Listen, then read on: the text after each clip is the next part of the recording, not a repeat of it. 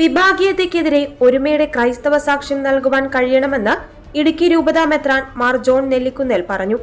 രാജകുമാരി ദേവമാത തീർത്ഥാടന ദേവാലയത്തിൽ ഓശാനയുടെ തിരുക്കർമ്മങ്ങൾക്ക് കാർമ്മികത്വം വഹിച്ച് സംസാരിക്കുകയായിരുന്നു അദ്ദേഹം. വിഭാഗീയതയുടെയും ഒറ്റതിരിയലിന്റെയും അനുഭവങ്ങൾ സമൂഹത്തിൽ വളരുന്ന സാഹചര്യമാണ് ഇന്നുള്ളത്. ഇവയ്ക്കെതിരെ ഒരുമയുടെ ക്രിസ്തീയ സാക്ഷ്യം നൽകുവാൻ നമുക്ക് കഴിയണം. കുടുംബങ്ങളിലും സമൂഹത്തിലുമെല്ലാം മനുഷ്യത്വപരമായ ഒരുമയോടെ സന്ദേശം നൽകുവാൻ എല്ലാവരും പരിശ്രമിക്കണം. ഭിന്നതയാണ് കുടുംബങ്ങളുടെയും സമൂഹത്തിന്റെയും തകർച്ചയ്ക്ക് കാരണം. ഇതിനെതിരെ ഐക്യത്തിന്റെയും ഒരുമയുടെയും സാക്ഷ്യം നൽകുവാൻ കൂട്ടായ പരിശ്രമം ആവശ്യമാണെന്നും അദ്ദേഹം പറഞ്ഞു.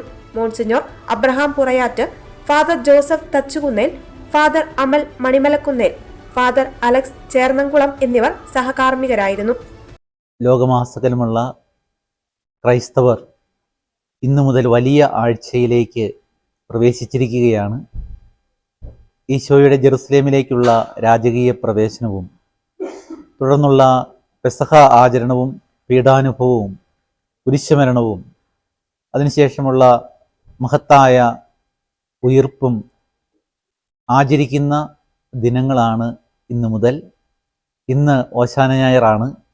ഓശാന ഞായറാഴ്ച ജെറുസലേമിലേക്ക് കഴുതയുടെ പുറത്ത് വിനീതനായി കടന്നു വന്ന ഈശോയുടെ അനുസ്മരണമാണ് ക്രൈസ്തവർ ആചരിക്കുന്നത്.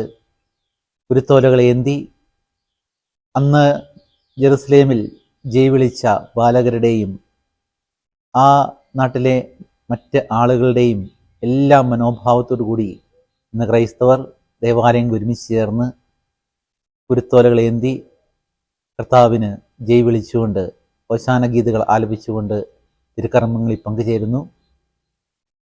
എല്ലാ പ്രേക്ഷകർക്കും ഈ വലിയ ആഴ്ചയുടെ അനുഗ്രഹങ്ങൾ പ്രത്യേകമായിട്ട് പ്രാർത്ഥിക്കുന്നു.